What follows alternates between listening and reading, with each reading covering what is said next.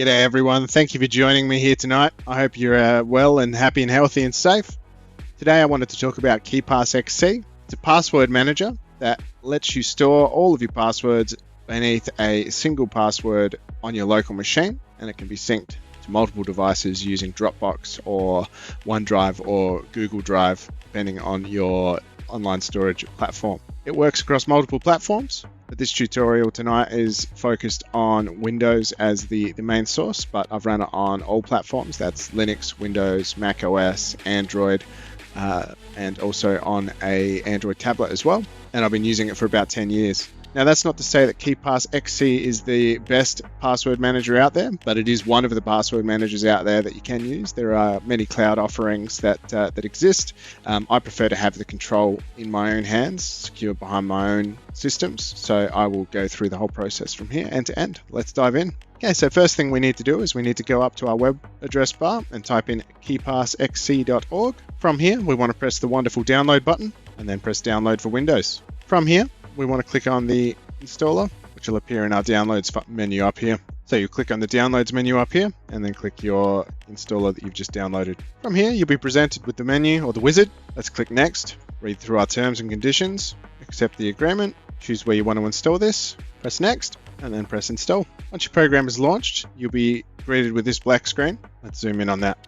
So with KeePass, you have several options here. You create new database, open an existing database, import from KeePass 1, which is if you were using the original version of KeePass. That's been updated to KeePass 2 for a long time now.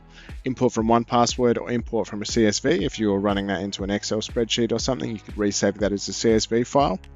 What we want to do here is click create new database. G'day everyone, we just had a technical mishap there where I recorded that whole scene a couple of days ago and realized that it didn't actually capture any of the screen. So we'll try again. Here we go. All right, so first thing you wanna do is click on create new database. We're gonna call that 1Passwords. No need to add a description, and then set the description time to something that you can tolerate. I think 2.5 seconds is a happy medium. Leave the default here of KDVX4. If we go into advanced settings, you can increase or change the encryption algorithm. There's no need. AES is a perfectly acceptable standard. And we've got a couple of other things here. We'll just click on leave them all as default and then click on continue. And then we've got our password. I'm going to choose MCSec rocks MCSec rocks And we have the add additional protection button here. You can add a key file. I do recommend doing this. So this one will be generated. We're going to call that one MCSec rocks. And then you also have the option of creating a YubiKey or only key there. It will use one of the additional slots that can be programmed on it. I don't want to use one at this time. Now choose the place to save your database. And here we are, we're in our first database. From here, to generate a password, click on the plus or click on new entry or use the hotkey Control-N to bring up this menu. You right click. From there, let's call it a name of a service that we want to use, like Netflix. Call that MCSec. And then here we get into the meat and potatoes of it. So we can randomly generate a password. You have a password where you can choose random characters and letters. If we look at it, you can see that it's very random. But the interesting one here is actually the passphrase, which lets you choose 7 different words off of a word list that's in the system. You can modify that. But the cool thing is that each word of these is very random, but also really easy to remember. It's important to remember that passphrases are more secure than passwords because a dictionary attack is going to be looking for single words that make sense, whereas these are all gibberish but are actually easily rememberable by a human, whereas I would have absolutely no chance of remembering this one. So we'll go with passphrase. Now the other cool thing we can do here is we can go https://netflix.com, which lets you download the favicon for the URL, which means it will automatically gather the icon for this one right here under the icon section. You've got some extra attributes that you can set here. No need to touch any of them. You also have the auto type functionality. This is part of the browser plugin and stuff like that. You can press a button on your keyboard as well to actually force it to associate that password with a certain thing, and it will actually put the password in for you at the press of a key. Now the other one that you can set is the expiry here. We'll set this one right now, which is for right now. and you can see that it's got a cross through it and we can't use it because it's expired. And this is going to encourage you to actually regenerate this password here. We'll take the expiry off and you can see that that one's there. Now to create a new password, you would click the plus again, and we'll call this one Office365. Call it matt@mcsec.rocks. Matt at, and our password, we'll generate a new one. Let's do that. So we'll generate that. We've got our passphrase here. No need to change any of those. We've got title case set, but we're going to set this one to, we'll leave it with title case because that's better security. And then our URL is https://portal.office.com. Now with this one, I think when we download the fav icon, it goes unable to fetch. So what we need to do here is actually grab the icon ourselves. Here's one I downloaded earlier, and as you can see, it's now got the handy icon to identify what you're looking for really quickly and easily. To copy and paste these out, it's the standard hotkeys on your keyboard. You press Ctrl B to get your username and password. You can see it's clearing the clipboard in 6 seconds, and then Ctrl C will grab their password as well. That's also this copy URL to clipboard button. You also have copy password to clipboard and copy username to clipboard. Also got the perform auto type function, username tab, password, enter, Control Shift V.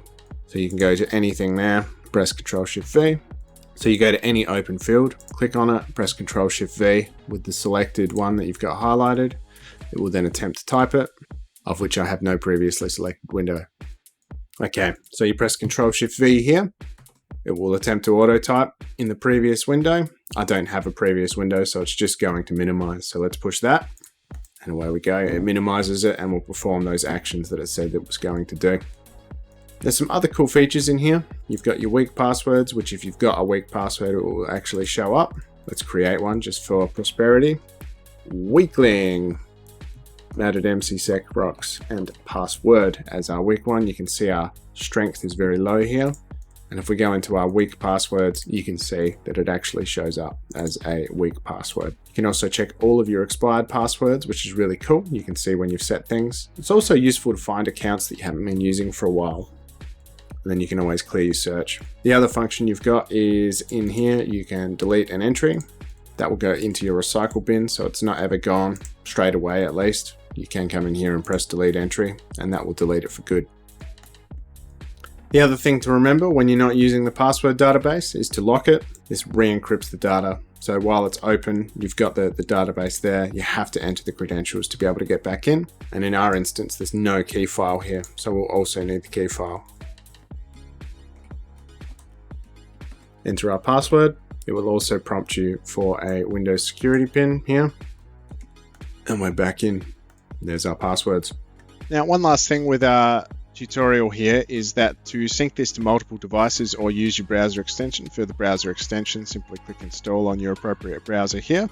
I'm using Brave, which means Chrome will usually work for that one. Now, to make sure this is available on multiple devices, you'll need to use a different service to bring that across. You can use many. In this example, we will use Google Drive. Now that we're in our Google Drive, we can drag our Keepass database into here. You want to make sure that you're dragging the key as well across at the same time. And once the keys are there, you'll be able to download them onto another device or access it from another device using the KeePassXC Android or iPhone app. Okay, and so here we are on the Android. This is the Samsung Dex app, which is really handy for you to be looking at if you are using a S series or Galaxy series phone. Here's a desktop representation of your phone as a full-featured computer. That's another story. In any case, here's the app. You would go open file, choose our Google Drive, press allow, choose the account that you wish to join on, click allow, and navigate to your database. Then you'll need to change the unlock type to password and key file. Just change location on the key. And then after you've joined that, again, choose your account, find your key file that you also synced into your database. And finally, enter your password, and the app will automatically download the database from Google Drive every single time. You don't even need the app installed on your phone. And as you can see, our passwords have come across right here. You can also enable KeePass to use biometric data in this, so that lets you use fingerprints to unlock here. And there you have it. That's our KeePass walkthrough for today. Like I said, there's many different password managers out there that you can use. This is the one that I tend to use more and more, and have been using it for about 10 years now. One of the things that you're likely asking me or asking your computer right now is, how is 1Password more secure? This is just going down to 1 and having all of your passwords secured behind that. Well, the idea is that you're using a password that you haven't used anywhere else, and it's only stored on your local devices. So that's the main thing that's going to keep this one safe. You can change that password at any time you like as well, but then the passwords that are stored inside the database are actually encrypted at all times, so they're not readable unless you unlock the database. Now, the other function is that it's all completely randomized, so having a random password generated each time you use a new device, and with all of the ubiquitous quality of life features in this thing, having it on your mobile, having it as a browser application or a plugin, lets you get into many things a lot quicker. And like in our story that we had with Amelia, she found out that she was able to log into a game much faster, and that's just due to the fact that the password vault is biometrically unlockable and able to quickly gain you access to your password for copy and pasting. The other benefit there is that it's not actually sitting in your clipboard. It clears your clipboard after 10 seconds.